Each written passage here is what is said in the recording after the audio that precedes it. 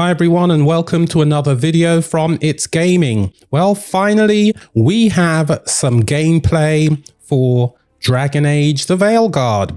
Now, BioWare have released a video or two videos I think on their blog, and they basically talk about the loadout for Rook, the three main classes that you can choose from, and we finally have some gameplay, as I just said, once we've selected the right attributes, the skills and what have you. I'm talking about it too much because I'm very excited about it. Let's have a look at it right now. Okay, as we can see, it's called Lethality and Leveling, an inside look into Rook's warrior combat.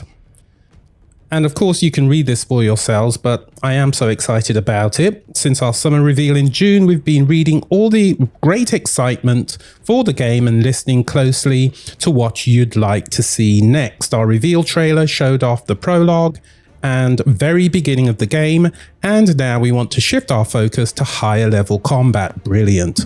Today we're going over our game's combat system, looking at how Rook and companions can be built up to meet the perils facing Thedas using deep RPG systems. Well, in some ways that's a bit questionable, but never mind.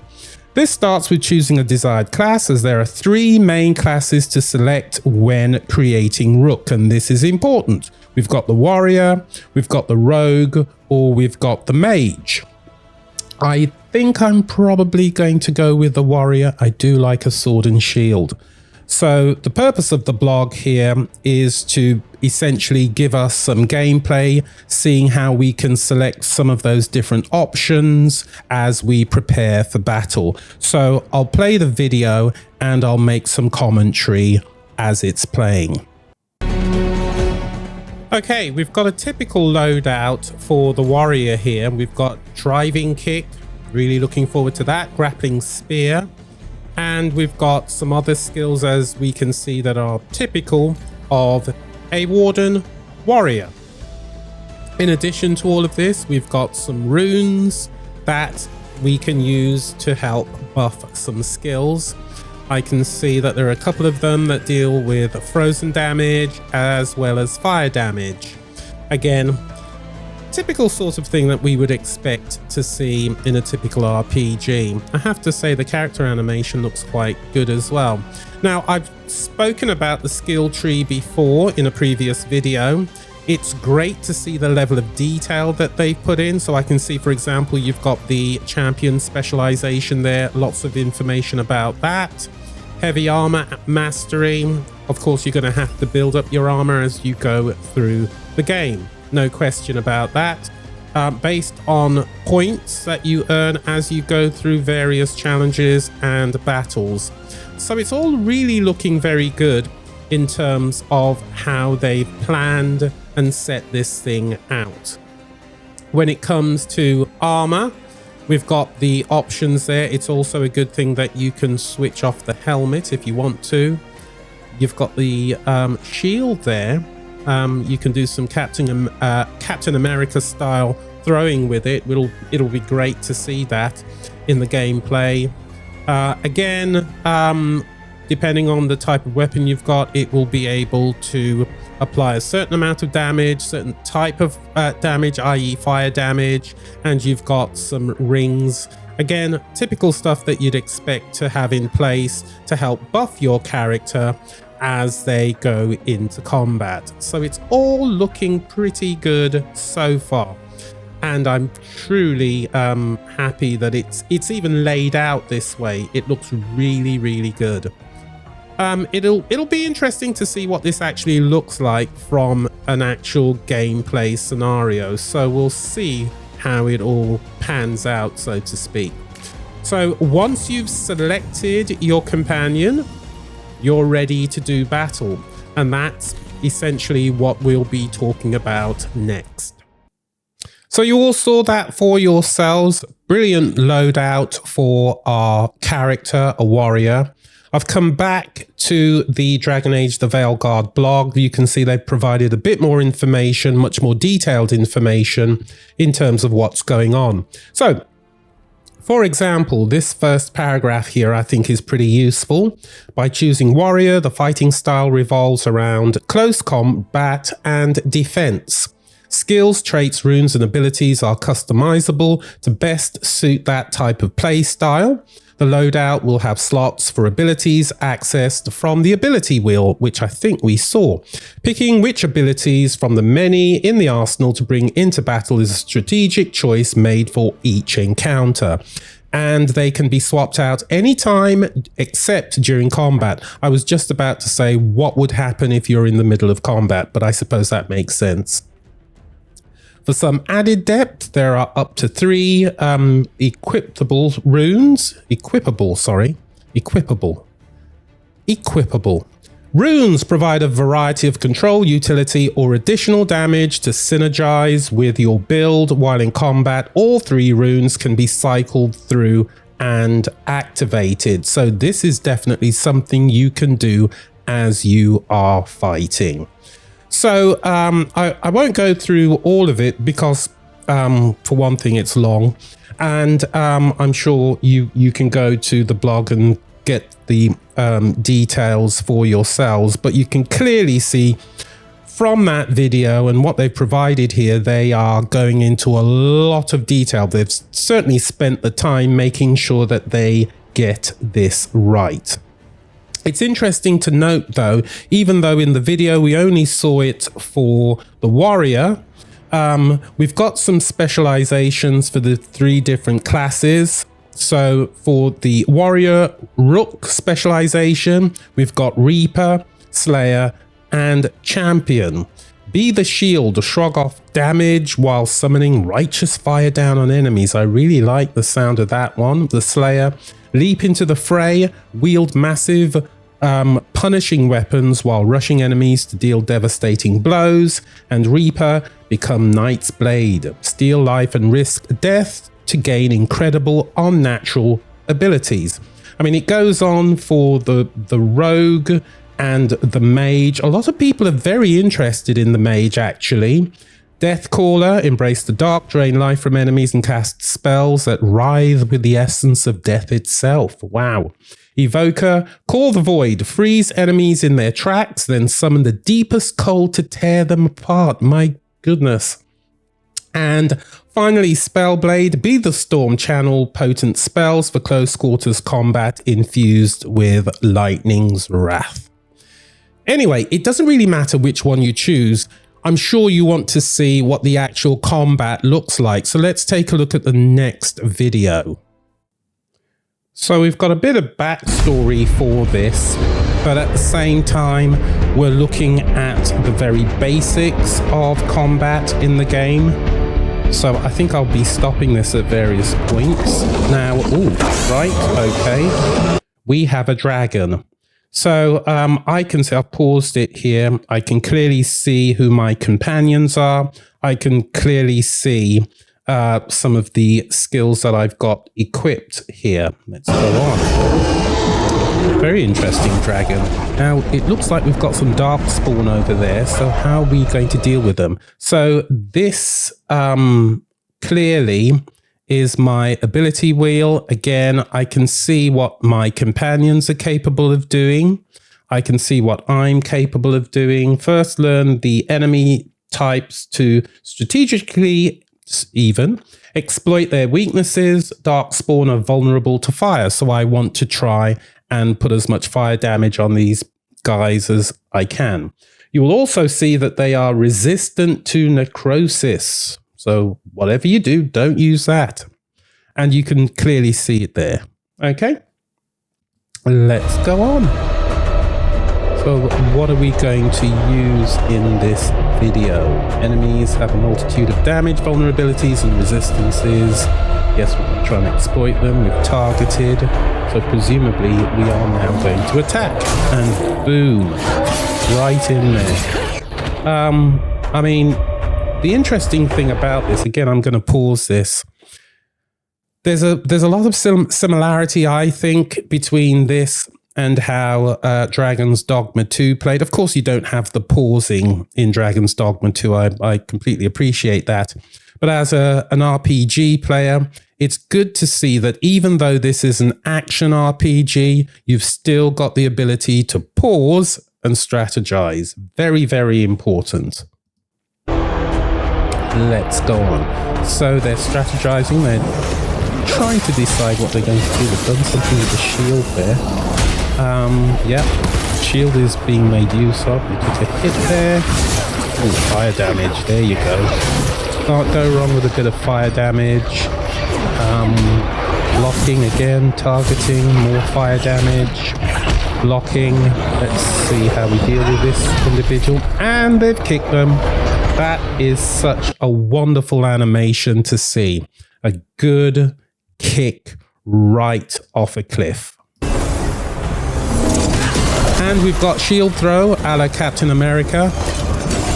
I think I definitely will be playing as a warrior. I want to use the shield. This is great. Some more combat here. Again, we can pause. They're going to use that chain. I've forgotten what that thing's called. Maybe they're going to drag the enemy closer to them before they attack them. I can't remember what that particular skill is called. Lots of fire damage going on here. Targeting. Spectral Veilguard. Okay, that's a kind of defense.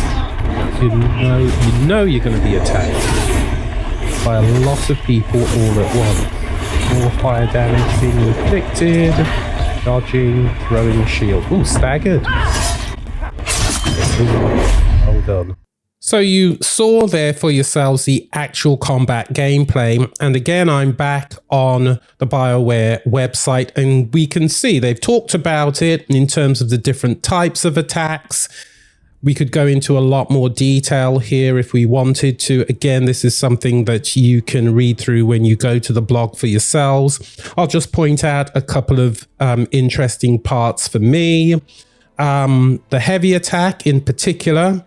As it says, heavy attacks remove armor barrier, denoted by a yellow bar. Faster and ranged attacks remove shield barrier, denoted, good grief, denoted by a blue bar, faster.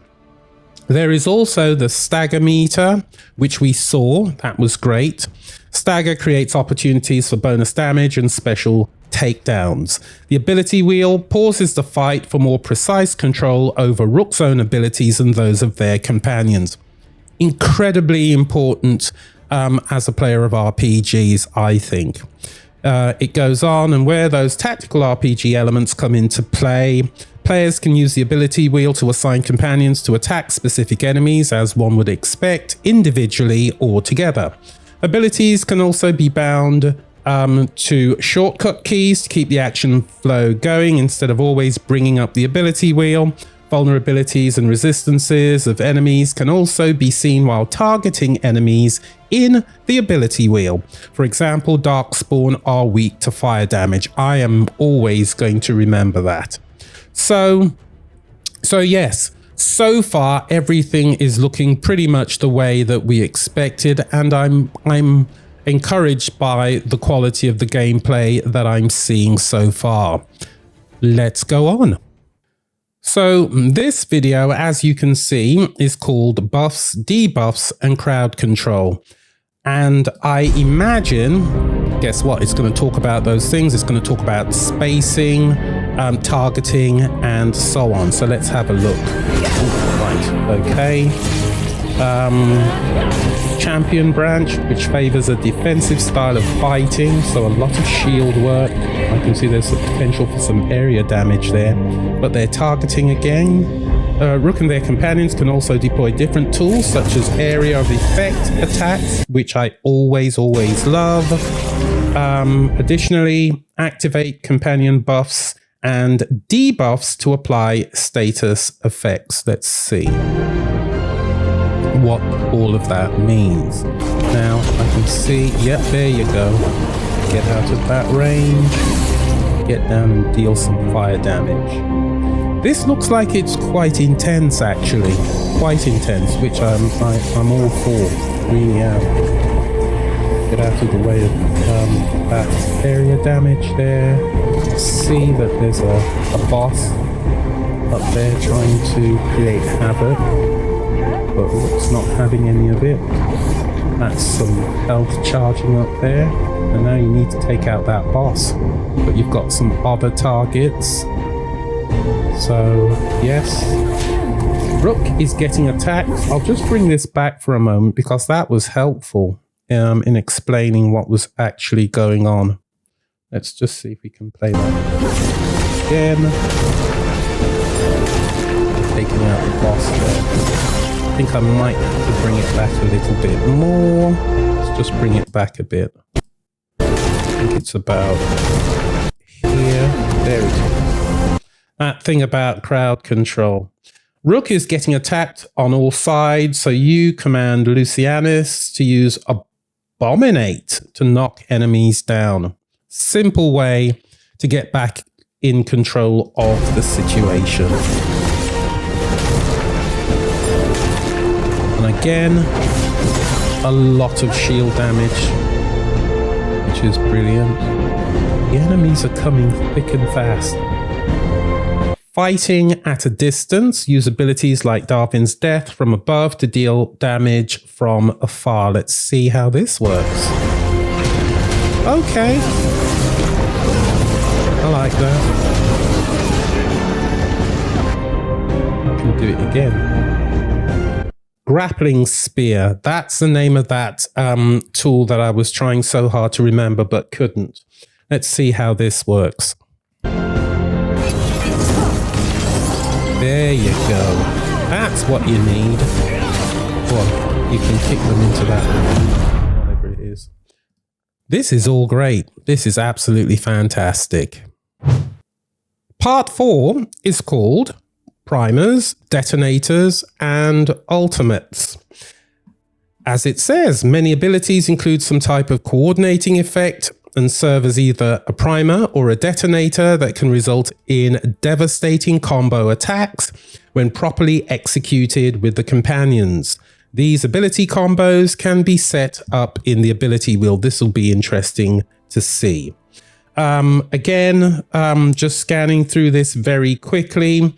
Finally, you have your most powerful attack, Rook's class ultimate ability, doing damage to enemies, increases your ultimate meter. The ultimate meter won't fully fill during smaller skirmishes because they are designed to decimate a significant swath of the battlefield or the toughest bosses. All of these options combine together to create a rich combat experience that is highly customizable. The entire skill tree is also fully refundable and skill points can be redistributed. Great. Something that we would always want to see in an RPG, the redistribution of how you've allocated your skill points.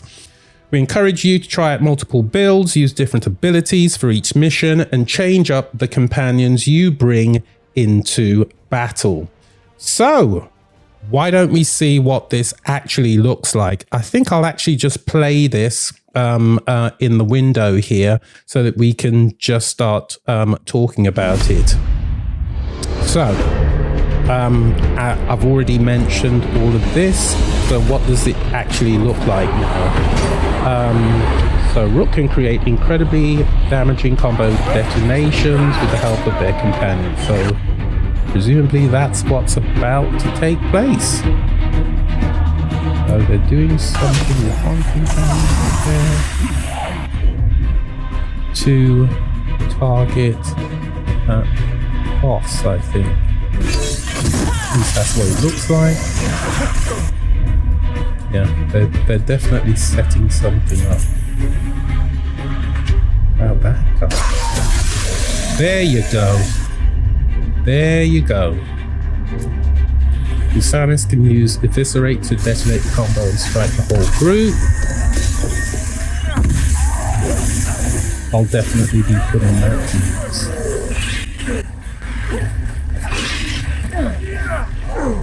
Ultimate attacks as battle progresses, Rook can unleash a destructive ultimate attack. Ultimate is built up there, and that's the ultimate attack right there. Wow. Okay. Looks like their work cut out for them though. Definitely.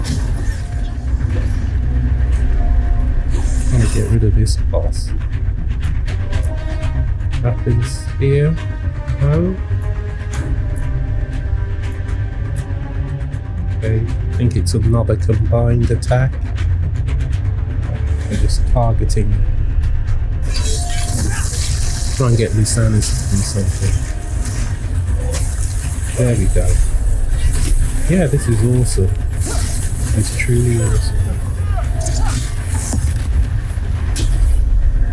Totally protected there from that shield still.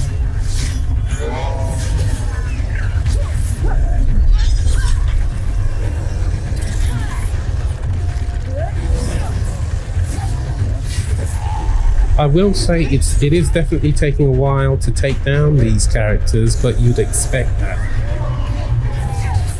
You would definitely expect that.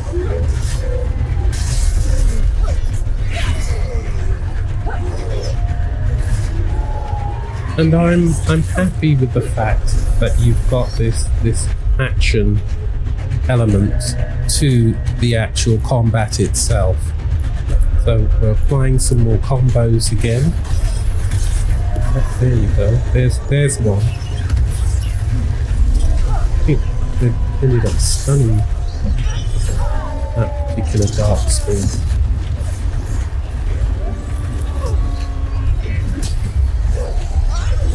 Ooh. I think they're almost done with this one. Maybe draft.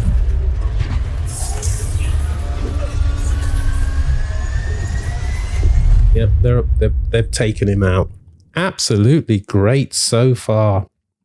So, yes, we've talked about the fact that you've got the ability to coordinate these attacks, and that is awesome. Now, the last video here is really about high-level combat, and is kind of a summary of everything that we've been talking about. So by all means, you know, in your own time, if you go to that particular portion of the blog, you can take a look at it for yourselves. But in the videos that we've looked at so far, it seems as though they've managed to sort out combat to make it exciting and interesting, but also something that you can plan for in a traditional RPG way. And that simply means that they've done an excellent job. And that's it, ladies and gents. BioWare have done us a real treat this week. We've finally gotten our hands on some gameplay, and I have to say it's looking awesome. Next week, there'll be some more stuff coming out. As I said in my previous video, there will be something every single week going into the month of October, which we know is the release month for this game. So if you want the latest news in terms of the Veilguard, stay tuned to this channel, like and subscribe, and I will see you in the next one. Bye bye.